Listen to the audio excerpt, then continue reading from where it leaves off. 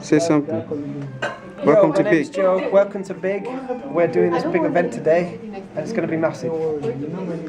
How do you stop? Press the red.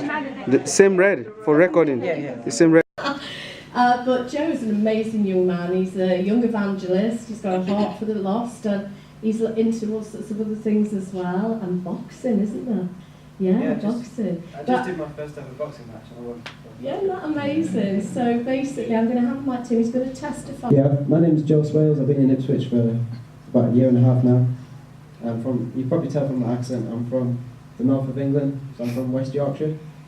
And it's funny you say about the boxing, because growing up, like, life was pretty easy until like age 11, and then I moved to Bradford, and I didn't know anybody. And from a very young age, like, it was weird because I was this really timid kid, and I was always quite small, so I got pushed around quite a lot at school. And it was awkward in my school because Bradford's classed as the most racially segregated part of the country. And in my school, it was like about 50% Pakistani. And I think, like, because they saw me like I was a small kid, you know, like, they try and like, push me around a lot. And I'd say I got relentlessly bullied until I was about 14. And I had a bit of a mental breakdown, not because of the bullying, it was kind of unrelated, and it was really strange. My personality just like changed overnight, and I became very like defiant. And the same, I literally, it's kind of strange, but I became like the most fearless person you could meet. Like, when these guys would pick on me, like, it didn't take much for me to start fighting.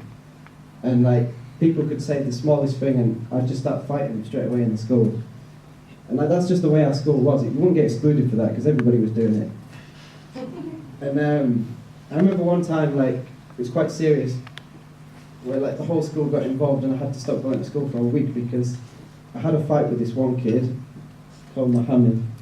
And then I was walking home and there was like 10 people waiting for me at the bottom gates. And literally I had to like run away.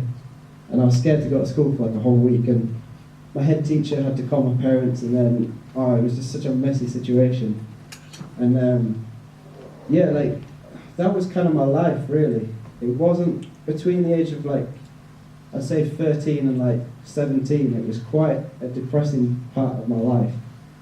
And once I got to like college, kind of college age, like a lot of that stuff like calmed down, and I sort of became a little calmer, just kind of gradually, just obviously going into a man, like my hormones all, you know, started fixing and stuff, and I became a bit calmer.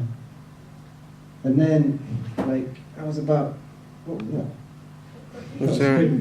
Right, I was about 18 years old, and that was when I met this girl who was a Christian, and she had like a picture of Jesus on a jumper she was wearing.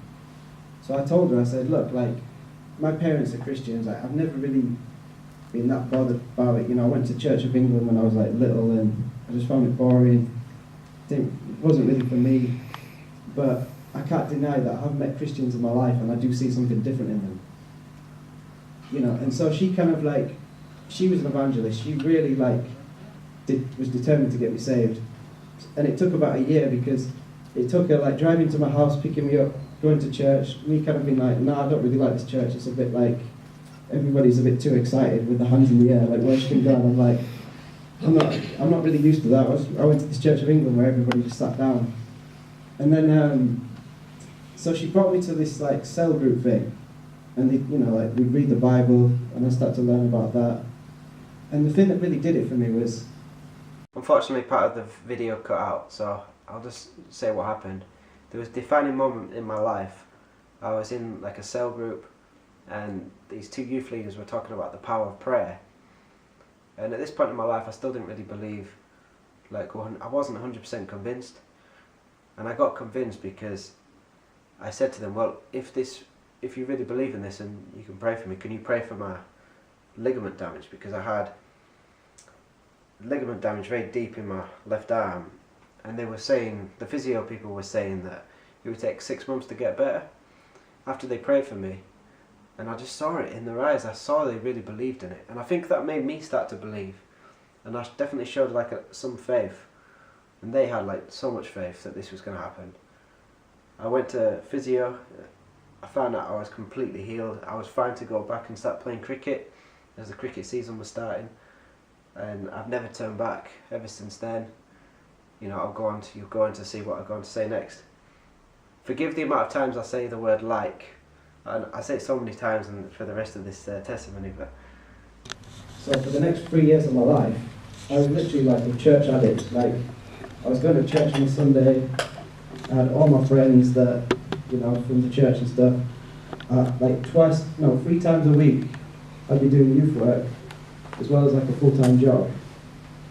So I was kind of in this like fixed church circle, and like literally like that is the reason like I kind of became such a powerful evangelist, because right from the beginning I was mentored in the right way. And I think unfortunately for like a lot of people, they can kind of become Christian and just kind of go to church, and then like when Eugene was talking about, you know, like using gifts and stuff, like a lot of people, they kind of just settle, they kind of just turn up in a church and just sitting at the back, and like they don't really get involved. And then like, you know, people after like years of that, people can kind of just like, you know, it talks in the Bible about being lukewarm, you know, like hot and cold, and it's better to be like on fire. Because like if you look at the disciples, like they weren't just turning up at the back seat of the church, like they were like in the world, and they were outside the church, they were preaching to the masses, and they were, you know. So like I've always kind of read that and thought like, I'm such an extreme guy, you see, because something about my testimony which I didn't tell, like my dad, he knows like out of my siblings, like I was the craziest one. I was such a little cannon in those teenage years that, and this is where it kind of relates to like a lot of the gang stuff that we see in Ipswich, because at age 14, my best friend Lance, like we used to be in a band together and we play like rock music, and then once we got to like 14, 15, we kind of would just hang around and smoke weed in his like love conversion thing.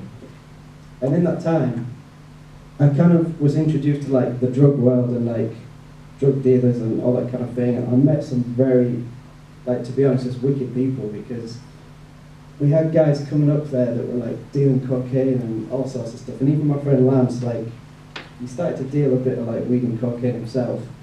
And praise God, through the grace of God, I never really got like into like hard drugs and stuff.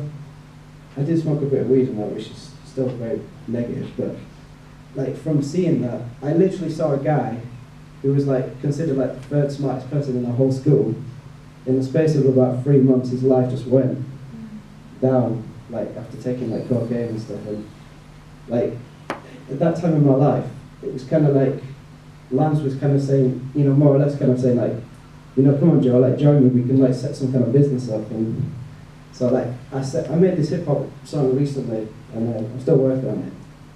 But in the line I say like, you know, it could have been me, because at age 15 when I blazed some weed so out of control, but pricing the beat, because like it really could have been a lot different for me. You know, like my dad actually believed. I've told like a lot of what I've done to my dad now. It took me a long time to tell him a lot of stuff I used to do, but we kind of calculated it. And I think like if it wasn't for coming to Christ, like I probably would have been in jail or like dead, to be honest, because Bradford is not Ipswich, man. It's like it's one of the highest crime places in the north of England, and like we had like three stabbings in Ipswich in 2 weeks. Like that's just Bradford permanent. Like, you know, you have like a shooting like once every week or something. So it's kind of like when you live in an area like that, it's very easy to get into like, as a young person, it's very easy to get like led into this kind of world. And once I became like an evangelist, like youth work was such a big part of what I wanted to do, because I wanted to make sure like I could do everything in my power to stop the young people like repeating what I could have got into. Because I know like people intervene in my life to stop me going into that. And that's like all it takes. If you consider like a 14-year-old kid, like maybe he doesn't have the best family, you know, circumstances. It's so easy now for like some older guys to come into their life and, you know, offer them, you know, different things and say, yo, we'll look after you. And then they become like drug runners. And like that's how they get into it. And a lot of these guys that end up getting killed are like, they're just impressionable young people that are maybe too young to really like think for themselves, and like they've just got into something. So I can kind of sympathise with that kind of behaviour in a sense, like, because I know it could have been me, so I can't really judge them. And now, like, I've kind of devoted my life to, in a big part, like, kind of try and stop young people doing that. And that's what I've done. I'm 29 now.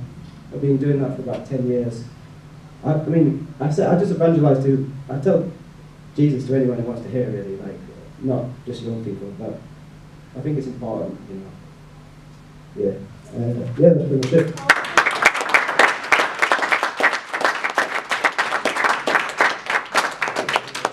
Bless him in his ministry. We need those people out there. The labour